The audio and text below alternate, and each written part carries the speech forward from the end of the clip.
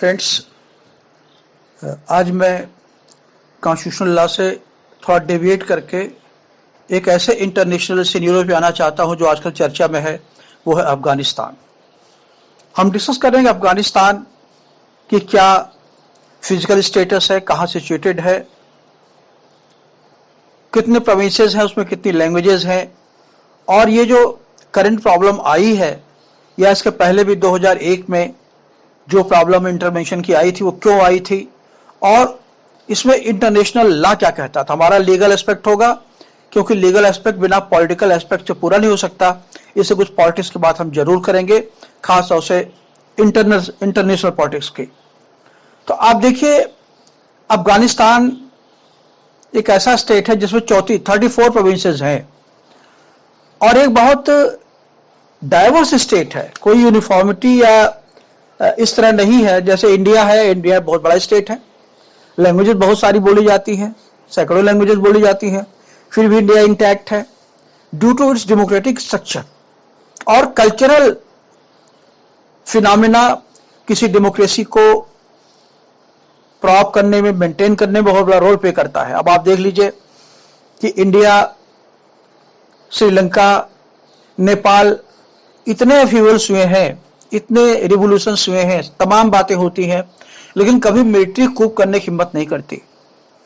वहीं पाकिस्तान में, तालिबान में, अफगानिस्तान में आप देखेंगे कि मिलिट्री बार बार आती है, जाती है। मिलिट्री के साथ फंडामेंटल एलिमेंट्स होते हैं, जैसे पाकिस्तान एक आज वर्ज पर खड़ा हुआ है। बहुत सारे लोग तालिबान को सपोर्ट करते हैं, जो एक्सट्रीमिज्म मुस्लिम्स को मानता है, जो फंडामेंटलिस्ट है। वहीं दूसरी तरफ एक ग्रुप है जो डेमोक्रेसी चाहता है। मगर पाकिस्तान की सिचुएशन आप जानते हैं, बड़ी कंफ्यूज सिचुएशन है। डेमोक्रेसी है in the guys of military. जो वहां स्ट्रक्चर, उसे लोग डेमोक्रेसी मानते हैं। सारी पावर मिलिट्री के हाथ में होती है, प्राइम मिनिस्टर से लेकर कैबिनेट केवल दिखावे की होती है। तो उसका इंपैक्ट नेचुरली अफगानिस्तान पर पड़ता है। अनफॉर्चुनेटली जो कश्मीर का पार्ट था, जिसे हम ऑक्युपाइड कश्मीर कहते हैं, वो ये बाल्टिस्तान, वो पाकिस्तान है। और पाकिस्तान से अफगानिस्तान का बॉर्डर लगता है वेस्टर्न, नॉर्थ वेस्टर्न पर। बल्टिस्तान के, गिलगिट बल्टिस्तान के नॉर्थ वेस्टर्न पर अफगानिस्तान सिचुएटेड है। तो वो बॉर्डर इंडिया के साथ लगता अगर जम्मू कश्मीर डिवाइड ना होता तो। लेकिन आज हमारा कोई सीधा संबंध अफगानिस्तान से नहीं है। और हमें आप देखिए कि चाबहार पोर्ट, ईरान से चाबहार पोर्ट लेकर के, अरबियन सी का पार्ट है, लेकर के तब अफगानिस्तान में इंटर करना पड़ता है। अफगानिस्तान में हमें रूट मिलता है, लैंड रूट मिलता है। लैंड रूट से तब हमारा ट्रेड होता है। आप देखिए, ये जो सेंट्रल एशिया की स्टेट्स हैं, ये मुस्लिम स्टेट्स हैं, जो उज्बेकिस्तान है और ये किर्गिस्तान है, और 3-4 स्टेट्स हैं जो वहां से हमको जाना होता है। फिर वहां से हम सोवियत यूनियन जाते हैं ट्रेड करने के लिए, क्योंकि अफगानिस्तान एक लैंडलॉक्ड स्टेट है। कोई सी से कोई उसका संपर्क नहीं है। तो सी से हम चाबहार से सामान लेकर के वहां जाते हैं, जो ईरान का पार्ट है, वहां से फिर हम ट्रेड करते हैं। अब इसमें दो चीज डिस्कस करना चाहते हैं जो पॉलिटिकल है। एक तो ये कि अफगानिस्तान में जो अनसर्टेनिटी है पॉलिटिक्स की, जो पावर ओवरथ्रो होते हैं बार बार, 1979 से लेकर के 1979 में लेकर के आप देखेंगे वहां 1979 में एक सेंट्रलिस्ट गवर्नमेंट थी। जो सेंट्रलिस्ट गवर्नमेंट मतलब एक न्यूट्रल गवर्नमेंट थी, जो डेमोक्रेटली इलेक्टेड थी, और जो रूलर थे उनका नाम था मोहम्मद दाऊद खान। मोहम्मद दाऊद खान को मिलिट्री कूप करके ओवरथ्रो कर दिया गया, और ओवरथ्रो करने वाले थे बाबरा कमाल, उनका नाम था। वो कम्युनिस्ट लीडर थे, सेंट्रलिस्ट मार्क्सिस्ट लीडर थे। मगर सोवियत यूनियन से उनकी नहीं बनी, तो सोवियत यूनियन ने इन्वेजन किया अफगानिस्तान में 24 दिसंबर 1979 को। क्योंकि 1978 में ट्रीटी थी सोवियत यूनियन और अफगानिस्तान के बीच में, जो मोहम्मद दाऊद खान के टाइम में की थी कि अफगानिस्तान पर अगर कोई इंटरनल टर्बुलेंस होगा या एक्सटर्नल एग्रेशन होगा तो सोवियत यूनियन उनकी हेल्प करने को आएगा। तो 1978 की ट्रीटी का बहाना लेकर के जब मोहम्मद दाऊद खान को ओवरथ्रो किया गया तो पहले मिलिट्री फोर्सेस इंटर करने के बाद बबरक कमाल को बैठाया। बबरक कमाल के अगेंस्ट में फिर जब उनसे रिलेशनशिप डेवलप नहीं हो पाया ठीक से तो हफीजुल्लाह अमीन को बैठाया गद्दी पर, जो भी सोवियत के पपेट थे। आप जानते हैं इतना इतिहास। 1989 में उनको तालिबानियों ने उनको ओवरथ्रो किया। ओवरथ्रो करने में अमेरिका का भी हाथ था, पाकिस्तान का भी हाथ था। यहीं से तालिबान का जन्म होता है, यहीं जन्म होता है मोहम्मद हिकमत यार का। और जितने नाम मुझे नहीं याद रहे बहुत सारे, और अभी डिस्कस करेंगे जब याद आता जाएगा आपको लेकर के। तो 1979 में ये जो टर्माइल शुरू हुआ, जब मोहम्मद हफीजुल्लाह अमीन को लटका दिया गया फांसी पर, तो वहां पर फिर पावर गेम शुरू हुआ। अमेरिका इंटर कर गया। तो अमेरिका का उतना रोल उसमें नहीं था। अमेरिका की एंट्री होती है पूरी तरीके से 2001 में, जब इसके पहले 9/11 हुआ था। अमेरिका के 3000 आदमी मर गए थे। स्टॉक एक्सचेंज पर अटैक हुआ था न्यूयॉर्क में। तो वहां से अमेरिका की एक्टिव एंट्री होती है और पाकिस्तान अमेरिका के अलायंस, जो कंपल्सिव अलायंस था, क्योंकि जॉर्ज बुश ने धमकी दी थी उस समय परवेज मुशर्रफ को कि अगर आप हमारा कोऑपरेट नहीं करेंगे, क्योंकि उसमें जो टेररिज्म इन्वॉल्व था वो ओसामा बिन लादेन इन्वॉल्व था, और ओसामा बिन लादेन छुपा हुआ था पाकिस्तान में, सस्पेक्टेड था अमेरिका को या अफगानिस्तान में। और अफगानिस्तान का बैकडोर से पॉलिटिकल गेम प्ले कर रहा था पाकिस्तान। और अमेरिकन बुश को ये अप्रहेंशन था कि इसमें पाकिस्तान का हाथ है। तो उन्होंने कहा या तो मेरे साथ हाथ मिलाइए, हमको कोऑपरेट करिए, तो पाकिस्तान को हम डिस्ट्रॉय कर देंगे। तो अल्टीमेटली मुशर्रफ ने कोऑपरेट किया अंडर कंपल्सन। उसमें पैसे का गेम आया। बुश ने कहा कि हम आपको पैसा देंगे और हमको आप अफगानिस्तान को सर्च करने में हेल्प करिए ताकि उनको ढूंढा जा सके जिन्होंने हमारे स्टॉक एक्सचेंज पर अटैक किया है, अमेरिकन को मारा है। It was a terrorist attack on America. लेकिन आप फिर जानते हैं पाकिस्तान अंडर प्ले करता रहा, अंडरनीथ गेम खेलता रहा, अमेरिका से पैसा भी लेता रहा और तालिबानियों को, ओसामा बिन लादेन को सपोर्ट भी करता रहा। और अल्टीमेटली आप देखेंगे कि किस तरीके से पाकिस्तान में ओसामा बिन लादेन को ढूंढा गया और उसको पाकिस्तान में ही मारा गया।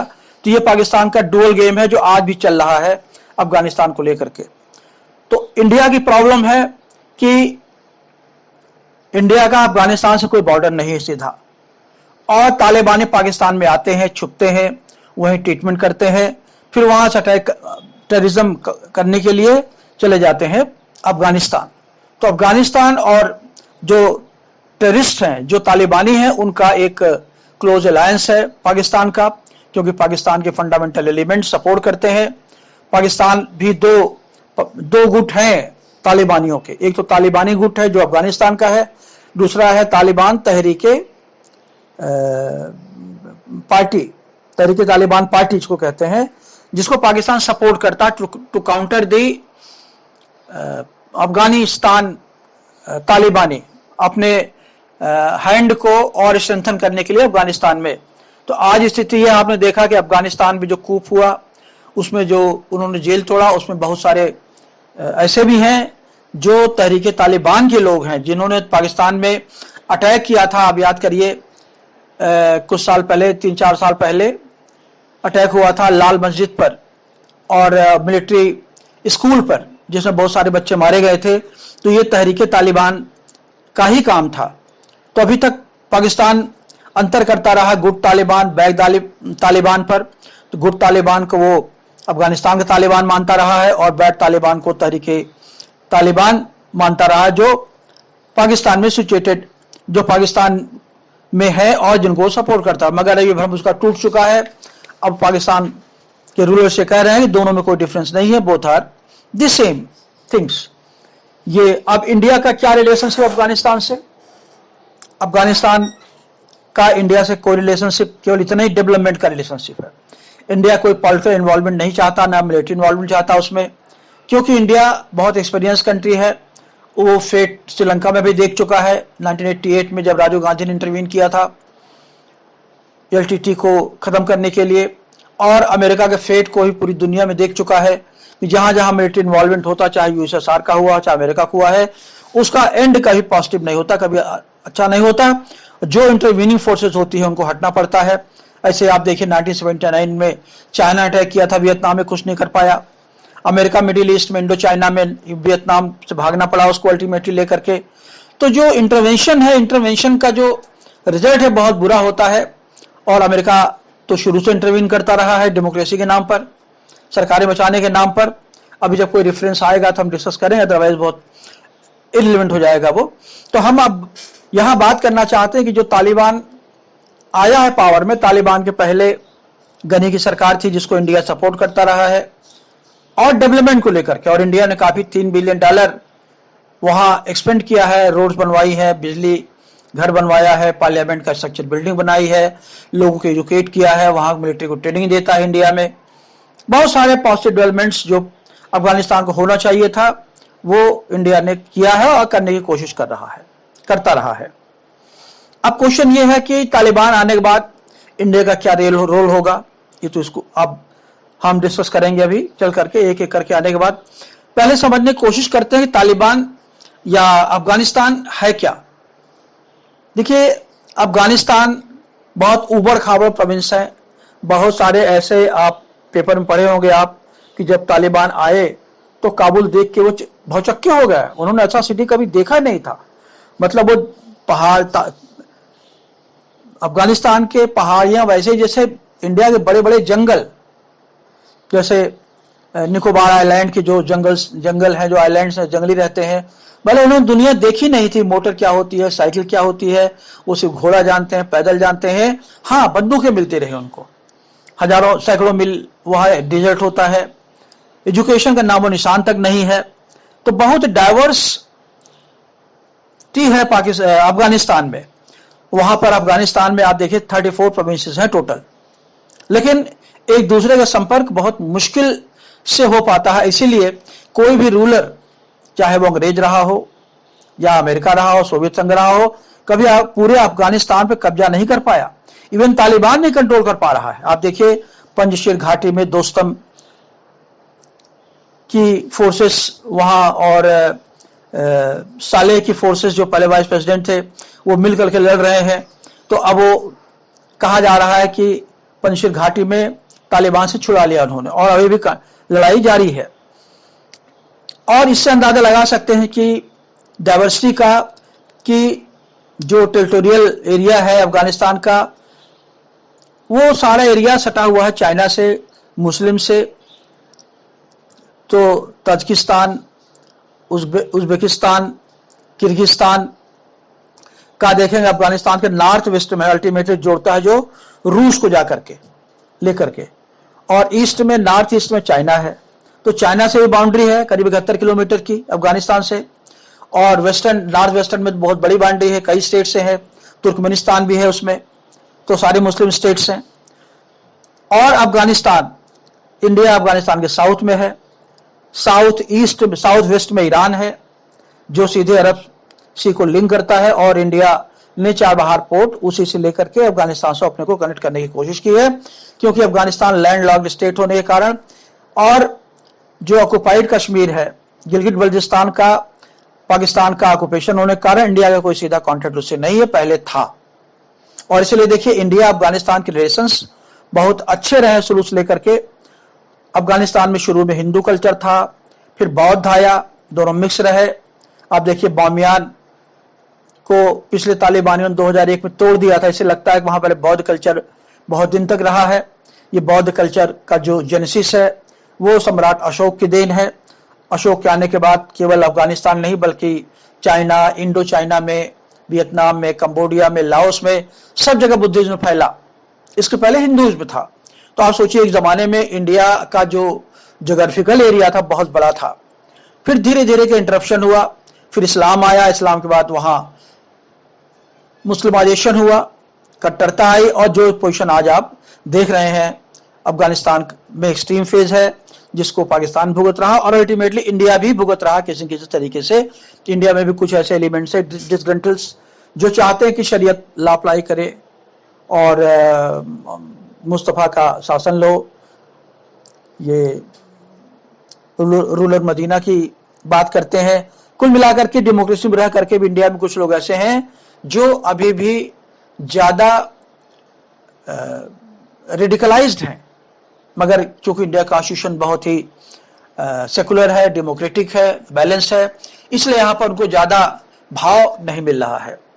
तो ये जो 34 प्रोविंसेस हैं, आप देखिए 34 के नाम तो हम नहीं बता सकते आपको, लेकिन जैसे मेन प्रोविंसेस है गजनी है, हेलमंड है, आप देखिए भी हेलमंड नाम सुना होगा आपने। हेलमंड एयरपोर्ट पे कब्जा है, अमेरिकन बैठे हुए वहां पर अपने लोगों निकालने के लिए। मेन एयरपोर्ट ये काबुल में है, काबुल हेलमंड में पड़ता है। हेलमंड एक प्रोविंस है, गजनी है, और एक प्रोविंस है बदख्शां है, फिर मजार शरीफ है, हेरात है, कंदहार है।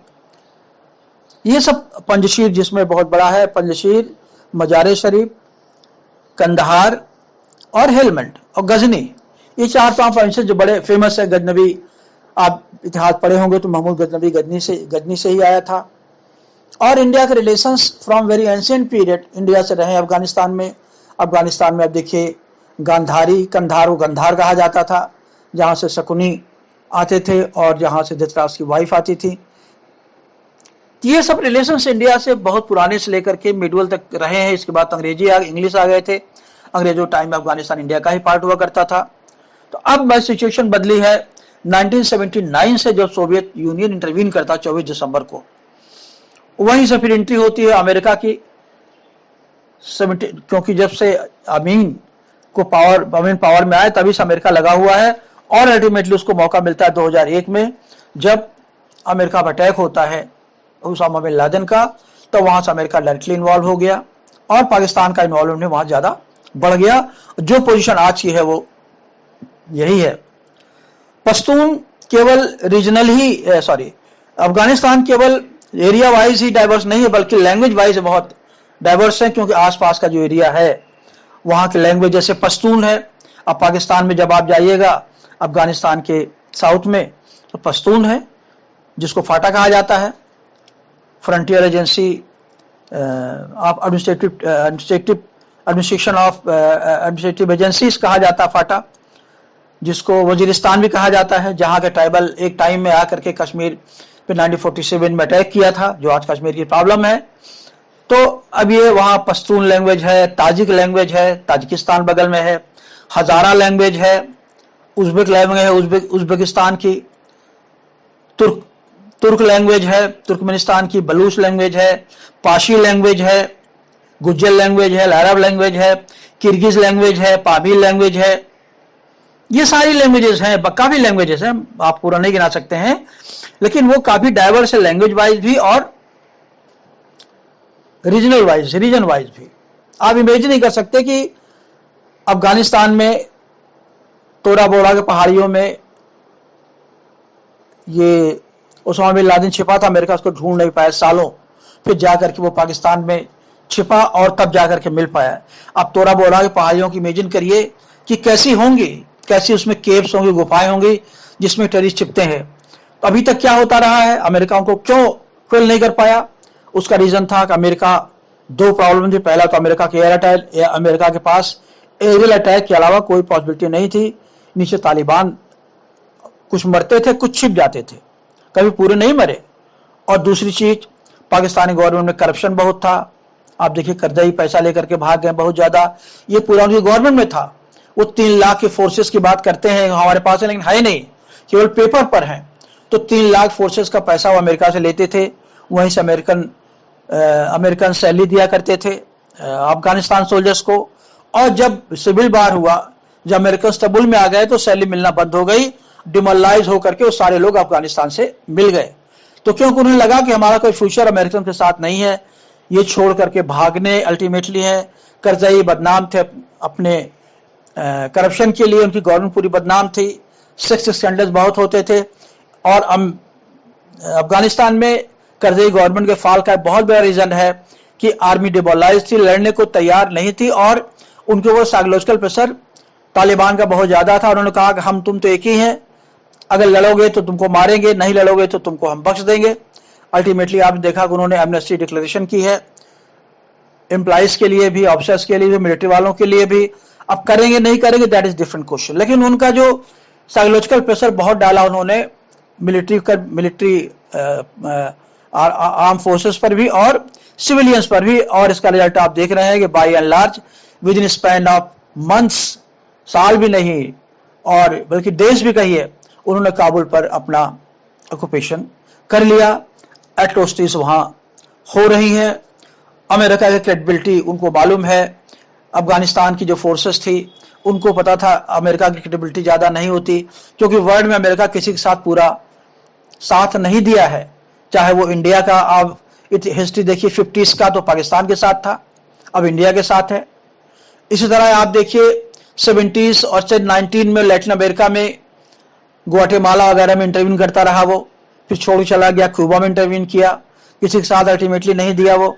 तो अमेरिका की जो क्रेडिबिलिटी है पूरे वर्ल्ड में, अभी इराक में आपने देखा, इराक में, इजिप्ट में, सीरिया में किसी को परसिस्टेंटली उसने सपोर्ट नहीं किया और अल्टीमेटली वो अपने या तो ऑयल का इंटरेस्ट था या उसका स्ट्रेटेजिक इंटरेस्ट था, वो अपने पर्पस के ही रहा और इंडियन गवर्नमेंट, मोदी गवर्नमेंट उसको अपने पर्पस के लिए ही अलायंस में लेके चल रही। अदरवाइज इंडियन गवर्नमेंट को पता है कि अमेरिका न तो किसी का अच्छा दोस्त हो सकता है और उससे दूरी बना के चलना ही ठीक है। तो ये अमेरिका की क्रेडिबिलिटी है।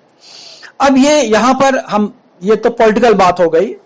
अब क्वेश्चन दो बात और कर ले पॉलिटिकली, कि अगर तालिबान गवर्नमेंट आती है तो अब 3 नेबर्स हैं। आप देखिए अफगानिस्तान के ईस्ट में, साउथ ईस्ट में पाकिस्तान है, नॉर्थ ईस्ट में चाइना है, वेस्ट, नॉर्थ वेस्ट साउथ में, बाद नॉर्थ और वेस्ट में ये उज्बेकिस्तान वगैरह है, मुस्लिम स्टेट्स हैं, उज्बेकिस्तान, तर्किस्तान, किर्गिस्तान, तुर्कमेनिस्तान और रूस भी है। और थोड़ा नॉर्थ साउथ में जब आप जाएंगे आप देखेंगे इराक है। अब आप जब इतने पड़ोसी है तो नेचुरली अब हमारे सामने सबका इंपैक्ट पड़ना जरूरी है। सबसे ज्यादा एडवांटेज पोजीशन में चाइना होगा, क्योंकि चाइना का नेचर, चाइना की स्ट्रेटजी आप जानते हैं। चाइना में ह्यूमनिज्म, ह्यूमन राइट बिल्कुल नहीं है। वो केवल बिजनेस की बात करता, पैसे की बात करता है। और चाइना को क्योंकि रिसोर्सेस बहुत ज्यादा है अफगानिस्तान में, बलूचिस्तान में भी है, अभी बलूचिस्तान बात हम नहीं कर रहे हैं, तो अफगानिस्तान में रिसोर्सेस क्या है, लिथियम है, कॉपर है, जिंक है, कोबाल्ट है। और ये सारे आइटम्स, खासतौर से लिथियम बैटरी बनाने के काम आता है। टॉर्च की बैटरी हो, सोलर एनर्जी की बैटरी हो, या आप कार की बैटरियां हो। आप देखिए पेट्रोलियम का टाइम खत्म हो रहा है, तो अब इंटरनेशन का आने वाले टाइम में अब ऐसे आइटम उसको लेकर के लोग इंटरव्यून करना चाहते हैं, अमेरिका, चाइना, जो इलेक्ट्रॉनिक आइटम में काम आते हैं। और इसमें it is one of China, शुरू से ही 2 प्रॉब्लम चाइना के सामने अफगानिस्तान को लेकर के। एक तो ये कि अगर वो चाइना से अफगानिस्तान फ्रेंडशिप नहीं करेगा तो चाइना का जिनजियांग जो प्रोविंस है, उइगर मुस्लिम्स हैं, वो से उठा सकते हैं, तालिबान उनकी हेल्प कर सकते हैं। इसलिए उसको तालिबान को अकेला नहीं छोड़ना है, उसको साथ उस रेप्रोचमेंट लेके चलना है, उसके साथ दोस्ती करके ही रहना है। और दूसरी प्रॉब्लम, दोस्ती रख करके चाइना को एडवांटेज मिलेगा, और मिलेगा जो इंडिया के लिए फेटल भी होगा। वो अभी तक इंडिया इन्वेस्ट करता था, अब चाइना इन्वेस्ट करेगा, खास तौर से लिथियम और कॉपर को लेकर के, जो उसके बहुत काम आएगा। तो चाइना के लिए एडवांटेज इन्वेस्टमेंट का है, और तालिबान से इनमिटी का कोई एडवांटेज को नहीं मिलेगा, इसलिए वो अफगानिस्तान के साथ लेकर चल रहा, और चाइना लगभग रिकॉग्नाइज कर भी चुका है।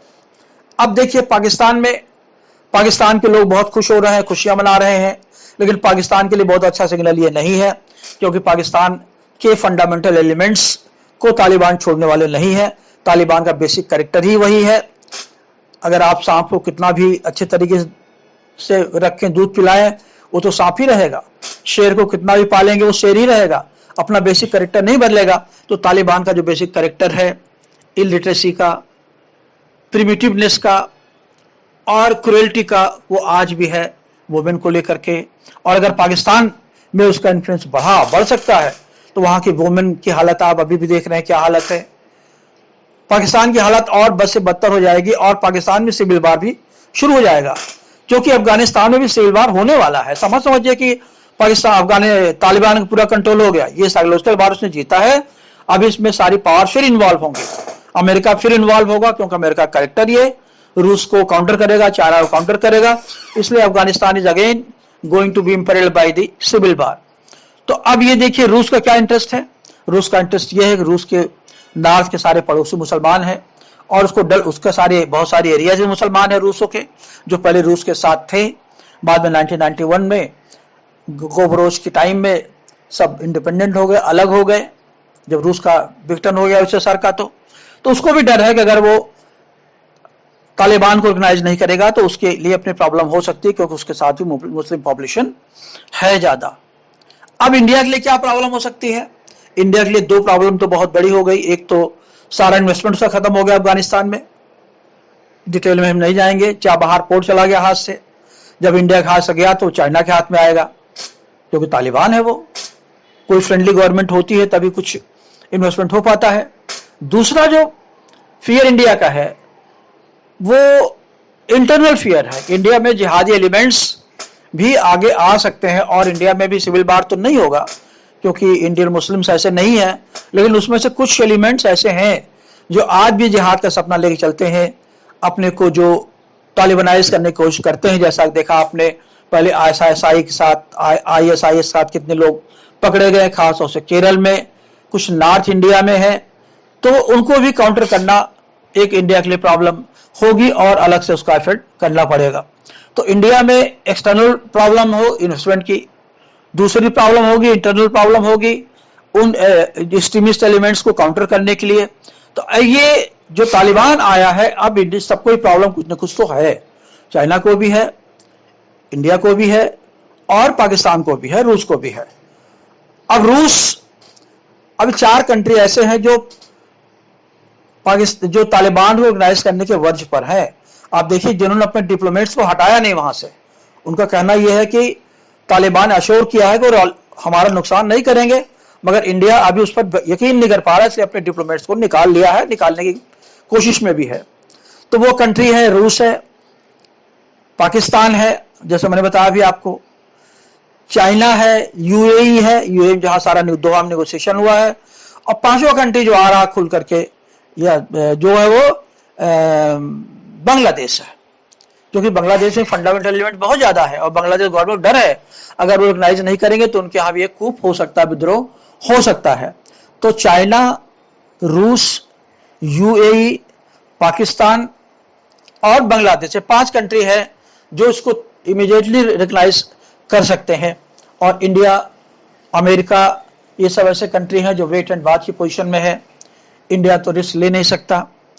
अब यहां तक तो पॉलिटिकल क्वेश्चन था। अब हम आते हैं लीगल क्वेश्चन में। लीगल क्वेश्चन क्या है? International law on recognition of the governments. देखिए, स्टेट रिकॉग्निशन अलग चीज होती है, रिकॉग्निशन ऑफ गवर्नमेंट अलग चीज होती है। तो रिकॉग्निशन ऑफ गवर्नमेंट अभी तक इंडिया ने रिकॉग्नाइज किया था करजई गवर्नमेंट को। अब क्योंकि रिकॉग्निशन ऑफ द गवर्नमेंट का क्वेश्चन तभी आता है जब वायलेंस हो।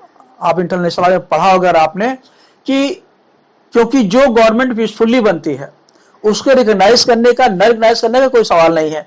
जैसे इंडियन गवर्नमेंट है मान लीजिए, या चाइनीज गवर्नमेंट है, वहां एक सिस्टम है गवर्नमेंट बदलने का, अच्छा हो बुरा हो, that is different thing. America है, लेकिन वहां पर रिकॉग्नाइज नहीं होता। जो इलेक्टेड गवर्नमेंट आती है, चुन करके जो आती है, वो अपने आप रिकॉग्नाइज्ड मान ली जाती है। लेकिन जब कूप होता है, जैसे जियाउल हक ने कूप किया था 1980s में, 79 में, तो इंडिया ने ये प्ले लिया था, इंडिया यूजेस टू रिकॉग्नाइज, मतलब वो एक पॉलिसी अडॉप्ट कर ली बीच की, हम रिकॉग्नाइज कर रहे हैं, करना चाह रहे हैं पाकिस्तान गवर्नमेंट, मतलब जो भी गवर्नमेंट होगी इंडिया रिकॉग्नाइज करती है। तो यहां पे आप देखेंगे 3 टेस्ट है रिकॉग्निशन के इंटरनेशनल लॉ में। पहला तो यह है control test. Control test is propounded by the Stimson, इसे कहते हैं स्टिम्सन डॉक्ट्रिन। ये 1932 में रिकॉग्नाइज किया गया था, अमेरिका के ये फॉरेन मिनिस्टर थे, इन्होंने रिकॉग्नाइज किया था। ये ये वो समय था जब जापान ने मंचूरिया पे अटैक किया था और कैप्चर कर लिया था। इसके साथ साथ यूएसएसआर भी जो बाल्टिक स्टेट्स हैं जैसे लटविया है, लिथुआनिया, एस्टोनिया पर अटैक करके अपने पास मिला लिया था। तो ये जो डॉक्ट्रिन थी कंट्रोल टेस्ट, इसमें उन्होंने ये कहा कि अगर प्रॉपर कंट्रोल होना, कंट्रोल से मतलब not only factual control, legal control भी होना चाहिए। तो लीगल कंट्रोल कैसे होगा? कंट्रोल फैक्चुअल तो कूप आ गया। उन्होंने कहा किसी न किसी तरीके का रेफरेंडम या इलेक्शन अगर होगा तभी अमेरिका रिकॉग्नाइज करेगा। इसे कहते हैं कंट्रोल टेस्ट। इस ये डॉक्ट्रिन है स्टिम्सन की, ये 32 में आती है। दूसरी डॉक्ट्रिन है आती है स्टाडा डॉक्ट्रिन। ये मेक्सिको के डिप्लोमेट थे, फॉरेन मिनिस्टर थे ये स्टाडा। ये लैटिन अमेरिका में जब उस समय टर्मोइल उथल पुथल चल रहा था, सरकारें कूप करके बन बिगड़ रही थी, तो उन्होंने ये बताया कि apart from the control test, तो पहला टेस्ट में कंट्रोल के साथ लीगलिटी टेस्ट भी है। स्टाडा में केवल कंट्रोल टेस्ट है, मतलब चाहे गलत आए सही आए जैसे भी आए, हम गवर्नमेंट में इंटरवीन नहीं करेंगे, हम रिकॉग्नाइज कर देंगे। जैसे ही सरकार नई बनती है, हम कंसर्न नहीं है कि इंटरनली क्या हो रहा है, कूप हो रहा है, सिविल वार हो रहा है, लेकिन अगर क्लैरिटी है सिचुएशन में, गवर्नमेंट पावर में है, कंट्रोल कर ले रही है, तो हम उस गवर्नमेंट को रिकॉग्नाइज करेंगे। तो स्टिम्सन डॉक्ट्रिन में कंट्रोल के साथ साथ लीगलिटी टेस्ट भी था, और स्टाडा डॉक्ट्रिन में केवल कंट्रोल टेस्ट है, जिसे इंडिया भी फॉलो करता है, इसलिए वेट एंड वॉच की पॉलिसी करता है। गवर्नमेंट जैसे भी बने हमें रिकॉग्नाइज करना, क्योंकि गवर्नमेंट से हमें डील करना है, डिप्लोमेटिक रिलेशंस मेंटेन करने हैं। तीसरा जो प्रिंसिपल है वो है टोबर डॉक्ट्रिन। टोबर डॉक्ट्रिन भी अमेरिका से आती है, सेक्रेटरी ऑफ स्टेट से आती है। ये डॉक्ट्रिन ऑफ लेजिटिमेसी है। टोबर का कहना यह था कि अगर कोई गवर्नमेंट टेक ओवर करती है गलत तरीके से, तो उसको रिकॉग्नाइज नहीं करेंगे जब तक वहां कोई डेमोक्रेटिक इलेक्शंस न हो। तो अमेरिकन डॉक्ट्रिन स्टिम्सन की और टोबर की दोनों कुछ हद तक कॉमन है। तो स्टिम्सन में उन्होंने कहा कि कंट्रोल टेस्ट हो, ऑक्यूपेशन हो, लेकिन ऑक्यूपेशन के साथ साथ कुछ किसी न किसी तरीके का ऐसा आभास होना चाहिए कि वहां की पब्लिक लॉयल है गवर्नमेंट की, रेफरेंडम करा लो, जैसे भी करा लो। और ये जो टोबर टेस्ट है ये कह रहा है कि नहीं, अगर कूप हुआ है, गवर्नमेंट गलत तरीके से आए, रिकॉग्नाइज नहीं करेंगे, चाहे अगर इलेक्शन करा लिया था तो लीगल हो गई, नहीं तो रिकॉग्नाइज नहीं करेंगे। ये तीन प्रिंसिपल है रिकॉग्निशन के, स्टिम्सन डॉक्ट्रिन, स्टाडा डॉक्ट्रिन और टोबर डॉक्ट्रिन। मगर आपको ध्यान रहे कि अमेरिका की कहनी करने में अंतर है, जो कहता वो करता नहीं। उसको हिस्ट्री में आपने देखा शुरू से लेकर के, खासतौर से 1950 से लेकर के लैटिन अमेरिका में उसके रोल को देखिए। ग्वाटेमाला में, वियतनाम में उसने अटैक किया था ग्रेनेडा पर 88 में, किसी बहाने से लेकर के। तो अमेरिका का जो वर्ड है उसके एक्ट को सपोर्ट नहीं करता, लेकिन ये डॉक्ट्रिन है। जब हम पढ़ते हैं रिकॉग्निशन में, तो इन डॉक्ट्रिन को हमें फॉलो करना पड़ता है। अब ये जो रिकॉग्निशन की डॉक्ट्रिन है, यहां पे देखिए इंटरनेशनल लॉ में, क्योंकि कोई लॉ तो है नहीं, सब कुछ पॉलिटिक्स है, पूरा रिकॉग्निशन का लॉ ही इलीगल है। क्योंकि अगर स्टेट रिकॉग्निशन को आप एक्सेप्ट करें तो आर्टिकल 2, 4 और 2, 3, 4 अगर आप पढ़ेंगे चार्टर के तो ये डॉक्ट्रिन ऑफ नॉन इंटरवेंशन साफ कह रहा है कि अगर कोई स्टेट किसी पर अटैक करेगा, एग्रेशन करेगा एक मेंबर दूसरे पर, तो ये एग्रेशन होगा। एग्रेशन जब होगा तो चैप्टर 7 में आर्टिकल 39 से लेकर के 42 तक मिलिट्री एक्शन हो सकता है। तो और क्यों हो सकता है? क्योंकि चार्टर सबको सिक्योरिटी देता है, इंश्योर करता है कि प्रत्येक मेंबर स्टेट की पॉलिटिकल इंडिपेंडेंस, इंटीग्रिटी, सॉवरेंटी को कोई खतरा नहीं होगा, क्योंकि मेंबरशिप का मतलब ही यही है। और आर्टिकल 2, 3 और 4 जब आप पढ़ेंगे तो इससे निष्कर्ष निकलता है, अगर कोई मेंबर स्टेट किसी अदर मेंबर पर अटैक करता है या यूज ऑफ फोर्स किस तरीके से करता है जिससे उसकी पॉलिटिकल सॉवरेंटी, इंडिपेंडेंस, सॉवरेंटी और खतरे में पड़ती है, तो उसे माना जाएगा एग्रेसर। तो ये पूरा, जब आप किसी स्टेट को रिकॉग्नाइज करते हैं ना, इसके जैसे मान लीजिए इरिट्रिया बन गया, साउथ सूडान बन गया, नॉर्थ सूडान बन गए, या जितने स्टेट बने, किसी न किसी तोड़ के तो बने हैं ना, चार्टर के बाद इतने अफ्रीका में बने, तो क्या आप उसकी लीगलिटी टेस्ट कर सकते हैं? तो रिकॉग्निशन इंटरनेशनल लॉ में एक इलीगल कॉन्सेप्ट है जिसे हमें कम्प्रोमाइज करके इंटरनेशनल लॉ में माना जाता है, क्योंकि कोई चारा जब नहीं होता हमारे पास कि अगर किसी स्टेट ने कब्जा कर लिया है, डिफैक्टो कंट्रोल हो गया है, तो आपके पास कोई राइट नहीं है, कोई सोर्स नहीं है कि उसको आप डिसलॉज कर सकें, तो एक्सेप्ट कर लेते हैं।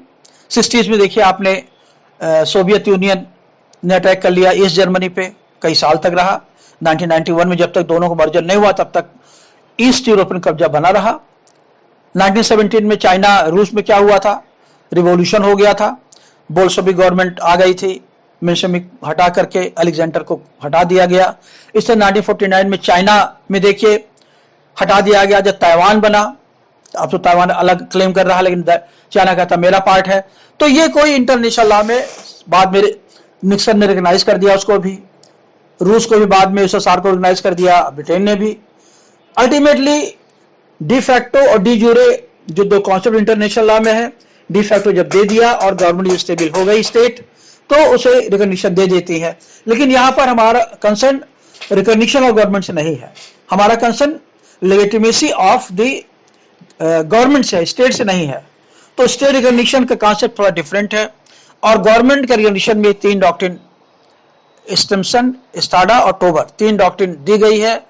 जो पॉलिटिकल डॉक्ट्रिन है अपने हिसाब से हर कंट्री, खासतौर से अमेरिका गढ़ लेते हैं। कभी यूएसएसआर भी था जो इसमें इंक्लूड होता था इंटरवेंशन में, मगर अब क्योंकि टूट चुका है रूस, इसलिए रूस का रोल उतना अब नहीं पड़ता वर्ड पर। और लेकिन ये जो डॉक्ट्रिन है, ये डॉक्ट्रिन केवल पॉलिटिकल डॉक्ट्रिन है। कभी भी इस डॉक्ट्रिन का सहारा लेकर के हर स्टेट एक दूसरे स्टेट पर हिस्ट्री में आप देखेंगे अटैक करता रहा है। अब ये जो हम बात करते हैं तालिबान क्यों चाहता, तालिबान गवर्नमेंट का रिकॉग्नाइज कर दें लोग, तालिबान देखने पॉलिसी में चेंज किया है। आप जानते हैं कि जो इम्पैक्ट है केवल हम्बग है, दिखावा है, क्योंकि बेसिक टेनेट उसका नहीं बदलेगा। तो क्यों चाहता है, क्यों उसने दिखावा किया? वो चाहता है लोग हमें मैक्सिमम रिकॉग्नाइज करें। रिकॉग्निशन क्यों जरूरी गवर्नमेंट्स का? डिप्लोमेटिक रिलेशंस के लिए, सपोर्ट के लिए, फाइनेंशियल एड के लिए, डेवलपमेंट के लिए, इन्वेस्टमेंट के लिए। जब तक आप रिकॉग्नाइज नहीं करेंगे तब तक किसी स्टेट में कोई रिलेशंस मेंटेन नहीं कर सकते। अगर करेंगे that shall amount to intervention under the international law. Article 2(4) में 2(3) में उसका वायलेशन होगा इंटरनेशनल लॉ का। इसलिए तालिबान चाहता है लोग उसको रिकॉग्नाइज करें। और यहां पर आप देखेंगे कि टैक्टिकली अफगानिस्तान बहुत बड़ी पावर के रूप में इमर्ज होकर आया है इन कंपैरिजन टू 2001, क्योंकि जो 2001 का तालिबान था वो एक अनोनिमस तालिबान था, वो हेकड़ी वाला तालिबान था। उसको रिकॉग्नाइज करने वालों में केवल 3 स्टेट थे, पाकिस्तान था, सऊदी अरेबिया था और एक और स्टेट था, मुझे याद नहीं आ रहा है। केवल 3 स्टेट उसको सपोर्ट करते थे। मगर यहां पर तालिबान को अभी से देखिए रिकॉग्निशन की पोजीशन में आ गया है। रूस आ गया है, बांग्लादेश आ गया है, चाइना आ गया है, पाकिस्तान आ गया है, यूएई आ गया है। सभी इसका मतलब धीरे धीरे करके अब तालिबान 2001 के कंपैरिजन में तालिबान की रिकॉग्निशन को ज्यादा लोग कर रहे हैं। क्यों? क्योंकि अब उन्हें दिखाई पड़ता है एडवांटेज, फाइनेंशियल एडवांटेज। क्योंकि जो पहले रिकॉग्नाइज करेगा तालिबान उनको अपने यहां न्योता देगा, इनवाइट करेगा फॉर द इन्वेस्टमेंट। और इंडिया इस मामले में लूजर है, क्योंकि जब कभी भी रिकॉग्नाइज करेगा, इतनी जल्दी तो करेगा नहीं, तो एक तो उस लाइन में रिकॉग्निशन देने वाले लाइन में पीछे हो जाएगा। दूसरा जो हिस्ट्री रही है एंटी तालिबान इंडिया की, करजई को सपोर्ट करने की, वो भी एक फैक्टर होगा जो तालिबान के रिलेशंस को प्रोहिबिट करेगा, रिस्ट्रिक्ट करेगा इंडिया से। अब तालिबान तो हम ये देख रहे हैं इंडिया पे इम्पैक्ट ज्यादा। पहला इम्पैक्ट तो आपने बताया आपको, उसका इन्वेस्टमेंट खत्म हो गया चाबहार में, उसमें इंटरनल टर्बुलेंस इंडिया में चांसेस थोड़े बहुत ही हैं लेकिन हैं तो। और तीसरा जो प्रॉब्लम आ रही है कि तालिबान की बात अगर विश्वास नहीं कर सकते आप, तो पाकिस्तान और तालिबान का सीधा अगर नेक्सस हो गया तो कश्मीर पर खतरा है, क्योंकि इंटरवेंशन इनडायरेक्टली जो पाकिस्तानी टेररिस्ट है वो कश्मीरी टेररिस्ट को हायर करते रहे हैं। और अब तो आप जाने अलकायदा के सारे लोग टेररिस्ट हैं वो लड़ रहे हैं अफगानिस्तान में तालिबान के साथ, पाकिस्तान की आर्मी लड़ रही है। अगर एक अनहोली अलायंस नेक्सस हो गया दोनों के बीच में तो कश्मीर के लिए एक प्रॉब्लम इंडिया में होगी, खतरा होगा नहीं होगा वो तो टाइम फैक्टर, मगर ये इंडिया के लिए डिसएडवांटेज है। तो इंडिया के लिए पहला डिसएडवांटेज तो है कश्मीर, दूसरा डिसएडवांटेज है इन्वेस्टमेंट खत्म हो गया उसका, और तीसरा डिसएडवांटेज है उसका इंटरनल फैक्टर जो पहले तुलना में थोड़ा डेंजरस हो सकता है। अब आप देखिए, हमने देखा कि क्या एडवांटेज डिसएडवांटेज है इंडिया का नेबरिंग कंट्रीज का इंक्लूडिंग पाकिस्तान, और अब अमेरिका पे आते हैं। अमेरिका क्या डिसएडवांटेज है? देखिए, अमेरिका अपनी बहुत बड़ी क्रेडिबिलिटी खो चुका है। जब ये 2001 माह में इंटर किए, 20 साल तक अरबों रुपए डॉलर खर्चा किया, इसके बाद आप सडनली वहां चले गए तो वहां के लोगों को बहुत शौक लगा। वहां के लोग जो फेथ करके इन्वेस्टमेंट कर रहे थे, बिजनेस कर रहे थे, फॉरेनर्स खासतौर से हिंदूस जाने लगे थे जब करजाई गवर्नमेंट थी, अब उनको बहुत शौक लगा है। और पूरी इंटरनेशनल कम्युनिटी में अमेरिका क्रेडिबिलिटी डाउट हुई है कि American are no fair, American are non reliable at any cost. अब कॉस्ट क्या पे करेंगे? एक तो ये कि अफगानिस्तान से गए दोबारा अफगानिस्तान पे, या साउथ एशिया में उनकी क्रेडिबिलिटी बहुत खराब हो गई है। Not only south Asia, even international arena जहां क्या आप देखेंगे कि ताइवान है, हांगकांग है, उक्रेन है, उन पर क्यों कोई विश्वास करेगा, बिलीव करेगा? क्योंकि सारे लोग निगाह लगाए बैठे हैं, और यूरोपियन कंट्रीज हैं, उन पर उनकी पॉलिसी को क्यों टो करेंगे? क्योंकि अब जो हिस्ट्री अमेरिका की रही है इसमें ये निगेटिविटी ऐड करेगा। और ये जो अमेरिका की जो पास हिस्ट्री आप देखिए, इराक में झूठा उसने इंटरवीन किया ये कह करके कि सद्दाम के पास केमिकल वेपन्स है मगर मिले नहीं। सीरिया में अटैक किया, नॉन कंक्लूसिव, आज भी सीरिया भुगत रहा बिना अपनी गलती के, इराक भुगत रहा, लीबिया भुगत रहा, इजिप्ट भुगत रहा है। तो प्रीवियस ईयर्स भी जो अमेरिका की जो कंडक्ट रहा है उससे अमेरिका की क्रेडिट को बहुत ही ज्यादा नुकसान हुआ है। और अफगानिस्तान में गवर्नमेंट किसकी बनेगी ये तो नहीं पता, लेकिन रोग एलिमेंट्स गवर्नमेंट बनाएंगे जो डिसग्रंटल एलिमेंट्स हैं। अब जिनको पनिश करने के लिए अफगानिस्तान इंटर किया 9/11 को, आप बताइए, वो कह रहे हैं हमारा पर्पस पूरा हो गया ओसामा बिन लादेन पकड़ करके। तो ओसामा बिन लादेन को पकड़े 10 साल हो गया, तो अभी तक क्या कर रहे थे वहां बैठ करके? इसका अर्थ यह हुआ कि अमेरिका बहुत कंफ्यूज स्टेट में है, खासतौर से डेमोक्रेटिक गवर्नमेंट जो बाइडेन की है वो डिसाइड नहीं कर पा रही है, ये ओबामा की लाइन को टो कर रही है। ओबामा भी बहुत अच्छा लीडर नहीं प्रूव हुआ as far as international arena is concern, क्योंकि वो सोशलिस्ट ज्यादा माना जाता था, और यह प्रॉब्लम इनके टाइम में भी आ रही है। इसका एडवांटेज अमेरिका इंटरनल पॉलिटिक्स में मिलेगा, क्लिंटन को, ट्रंप को मिलेगा। अब देखिए 2022 में अमेरिका में बाई इलेक्शन होने वाले हैं, केवल एक सीट का डिफरेंस है सीनेट में। अगर एक सीट जीत जाता है ट्रंप तो अमेरिका का प्रेसिडेंट बाइडेन होते ही बेकार हो गया, क्योंकि कोई पॉलिसी अडॉप्ट नहीं कर पाएगा, वो सीनेट मेजॉरिटी में खत्म हो जाएगा उसका। 50 लोगों की सीनेट होती है, अगर 31 मेंबर, फिर दोनों 30-30 इवन है, अगर 31 मेंबर हो गए रिपब्लिक पार्टी के तो कोई पॉलिसी डिसीजन नहीं ले पाएगा अमेरिकन प्रेसिडेंट जो बाइडेन। तो ये जो मैंने आपको डिस्कस किया कि इंटरनेशनल पॉलिटिक्स और इंटरनेशनल लॉ। इंटरनेशनल लॉ, हाँ एक ही और यहां डिस्कस करना चाहता हूं। ऐसा कहा जाता है कि international law is the vanishing point of jurisprudence, international is merely the positive morality. अब देखिए vanishing point of juris Holland ने प्रोपाउंड किया, और मेयरली पॉजिटिव मोरालिटी की डॉक्ट्रिन ये जो क्या नाम था ऑस्टिन ने प्रोपाउंड किया, जिसको ओपनहाइमर ने सपोर्ट किया। अब आप इमेजिन करिए कि international law is vanishing point of jurisprudence का मतलब क्या है? इसका मतलब जब आप इंटरनेशनल लॉ को पढ़ते हैं उसमें जूरिस्प्रूडेंस नहीं रह जाता, it becomes a politics and society.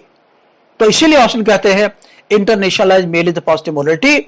अगर मोरालिटी फॉलो होती इंटरनेशनल लॉ में, वही लॉ है। हम बार बार कंडेम करते हैं कि नहीं करना गलत है, यूनाइटेड नेशंस बन गया, आईसीजे बन गया है, मगर आप जरा रोल देखिए यूनाइटेड नेशंस का इसमें क्या रोल रहा है। इंडिया ने यूनाइटेड नेशन सिक्योरिटी काउंसिल की मीटिंग बुलाई है, 1 महीने के लिए चेयर करेगा, इसकी चर्चा फिर कभी करेंगे। हर मेंबर स्टेट 1 महीने के लिए रोटेशन से नाम के अल्फाबेटिकली से उसको चेयरमैनशिप दी जाती है सिक्योरिटी काउंसिल को, चाहे परमानेंट हो चाहे नॉन परमानेंट मेंबर हो। इससे पहले फ्रांस था, फ्रांस के बाद GH में कोई 2 कंट्री नहीं आए तो इंडिया आ गया, इसके बाद आयरलैंड आएगा। तो ये अल्फाबेटिकली रोटेशन होता है हर नॉन मेंबर पे, चाहे जितने साल में आए, लेकिन आएगा अल्फाबेटिकली है और 1 महीने के लिए सबको दी जाती है। तो 30 अगस्त तक, 1 अगस्त से लेकर 30 अगस्त तक इंडिया चेयरमैन रहेगा यूनाइटेड सिक्योरिटी काउंसिल की मेंबर। उसने मीटिंग बुलाई, लेकिन मीटिंग में क्या हुआ? चाइना सपोर्ट करने वाला नहीं है, बाकी members they are all helpless, क्योंकि अब वो अफगानिस्तान में आर्मी क्यों नहीं भेज सकते हो? सबसे बड़ी प्रॉब्लम आर्मी भेजने की है, whether it is internal conflict और इट्स डायमेंशंस आर इंटरनेशनल। और आप जब आर्टिकल 39, 40, 41 में जाते हैं चार्टर में, चैप्टर 7 में, तो देखना पड़ता है क्या इंटरनेशनल सोसाइटी अफेक्टेड हो रही है, उसके वार के जो सिविल वार के डायमेंशन से क्या इंटरनेशनल है। Otherwise it is treated to be under domestic jurisdiction और under article 2 class 6 of the charter domestic jurisdiction में आप इंटर नहीं कर सकते जब तक कि डोमेस्टिक जुरिडिक्शन इंटरनेशनल डायमेंशंस को अफेक्ट न करे। तो यहां पर जब पूरी दुनिया बटी है, खासतौर से नेबर्स, चाइना जब इतनी बड़ी पावर, रूस इतनी बड़ी पावर, ये मानने को तैयार नहीं है कि इसके कोई इंटरनेशनल रिपरकशंस भी होंगे, तो सिक्योरिटी काउंसिल क्या कर लेगी, क्योंकि दोनों के पास वीटो पावर है। तो ये जो प्रॉब्लम है यहां भी दिखाई पड़ता है, international is really the basic point of jurisprudence. इसके साथ साथ इसके पहले आपने देखा 2 साल पहले 2019 में ये जो तुर्की का अजरबैजान में क्या हुआ था, आर्मेनिया में क्या हुआ था, उसमें यूनाइटेड सिक्योरिटी काउंसिल कुछ कर नहीं पाया। क्यों? क्योंकि हर स्टेट की डबल लॉयल्टी, अमेरिका की देखिए लॉयल्टी थी, क्योंकि वो एक तरफ वीपन दे रहा है, इजराइल को देखिए एक तरफ कंडेम करता है, दूसरे वीपन देता है। तो ये सबकी मजबूरियां हैं सेल करने की, खासतौर से जो पावरफुल कंट्रीज है उनके वीपन सेल करने की, क्योंकि कहा जाता है अमेरिका को अपने वीपन बेचने के लिए कम से कम पूरी दुनिया में 2 लड़ाई चाहिए, 2 युद्ध चाहिए, तभी उनके हथियार बिकेंगे। उनकी बड़ी बड़ी इंडस्ट्रीज हैं, लाखों लोग भूखों मर जाएंगे अगर उनकी आर्म इंडस्ट्री बंद हो गई। इसलिए कभी भी international peace United Nation charter में आने की संभावना नहीं थी। 2-2 वीटो पावर, 5-5 वीटो पावर सबको दी गई हैं। हमेशा ही मिसयूज हुआ है, बहुत कम ओकेजन आए हैं इक्का दुक्का जहां वीटो पावर को प्रॉपर यूज किया गया है, otherwise it has been used in countries of the politics. So international is more politics than the law. जो सोसाइटी इंटरनेशनल लॉ की है वो सोसाइटी नहीं है जो म्युनिसिपल सोसाइटी है। इसलिए म्युनिसिपल सोसाइटी में भी पॉलिटिक्स तो होती है, लेकिन पॉलिटिक्स लॉ में जो लॉ का इक्वेशन होता है वो ज्यादा होता है, मगर international law is a law of international politics more than law of international law. तो इंटरनेशनल लॉ का रोल अफगानिस्तान में बहुत लिमिटेड है। आने वाले टाइम में मुझे नहीं लगता कि कभी इंटरनेशनल सोसाइटी इस पर कोई अटेंशन पे करेगी, क्योंकि सबके अपने इंटरेस्ट हैं। अगर चाइना ऑक्युपाई करेगा, रिसोर्सेस को लेकर के एग्रीमेंट करेगा, तो अमेरिका सोचेगा हम क्यों ना जाए, इंडिया सोचेगा हम क्यों ना जाए। तो अल्टीमेटली क्या होता है, लॉ कहाँ रह जाता है, लॉ खत्म हो जाता है, वहां आती इंटरनेशनल पॉलिटिक्स। आज की पॉलिटिक्स चल रही है। पहले 2 ब्लॉक्स थे, अमेरिकन ब्लॉक, रशियन ब्लॉक, आजकल फिर 2 ब्लॉक हो गए हैं, चाइनीज ब्लॉक, अमेरिकन ब्लॉक, क्योंकि जो रशियन पावर है कमजोर हो गई है। अगर आप समझिए तो 3 ब्लॉक हो गया, अगर इंडिया इमर्ज करके आता तो 4 ब्लॉक हो जाएंगे। लेकिन जो सिनेरियो है चेंज हो रहा है, और जो चेंजिंग ऑफ सिनेरियो है एडवर्स है। इंटरनेशनल पॉलिटिक्स जो चेंज हो रही है वो इंटरनेशनल पीस को प्रोवोक नहीं कर रही, प्रमोट नहीं कर रही है, वो डेंजर में डाल रही है। वो ठीक है कि there is a terror of balance of terror, लेकिन क्या बैलेंस ऑफ टेरर यही रूल ऑफ लॉ है? क्या इंटरनेशनल लॉ का रूल ऑफ लॉ यही कह रहा है कि टेरर से ही धमकाओ, कोई लॉ ना हो? जिसके लिए हमने चार्टर बनाया था, चार्टर पर लीग ऑफ नेशंस भी बनाया था, मगर इसी वजह से लीग ऑफ नेशंस कोलैप्स किया।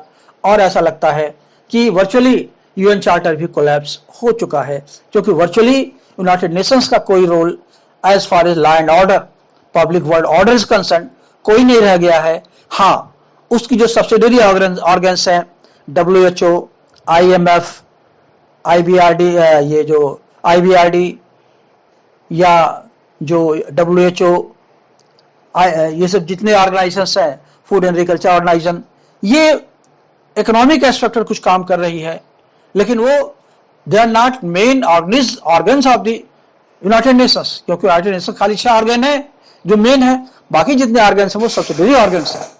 उनके रहने न रहने से गरीबी तो कुछ दूर हो सकती है, वो हालत में पॉलिटिक्स है। जैसे अब IMF में अमेरिका का कंट्रीब्यूशन मैक्सिमम है, अगर कंट्रीब्यूशन देना बंद कर दें, बार बार धमकी भी दे चुके हैं, ट्रम्प दे चुके हैं धमकी, तो क्या होगा, कम करते जा रहे हैं। तो ये सब प्रॉब्लम है जो हमें, जिस कंटेक्स्ट में हम अफगानिस्तान को देखते हैं। और वर्ल्ड में क्योंकि इक्वलिटी नहीं है, गरीबी मेरी बहुत ज्यादा है, नॉर्थ साउथ ब्लॉक बटा हुआ है। यह नॉर्थ साउथ ब्लॉक अफगानिस्तान में बटा हुआ है, north alliance and south alliance. South alliance अब तालिबानों का है और नॉर्थ अलायंस नार्थियों का है, जिसमें पंजाब की घाटी आती है, जिसकी गवर्नमेंट यहां चल रही थी, जो काउंटर करती है साउथ अलायंस को, जो तालिबान हैं। मैं समझता हूं इस लेक्चर से आपके समझ में आ गया होगा। Thank you.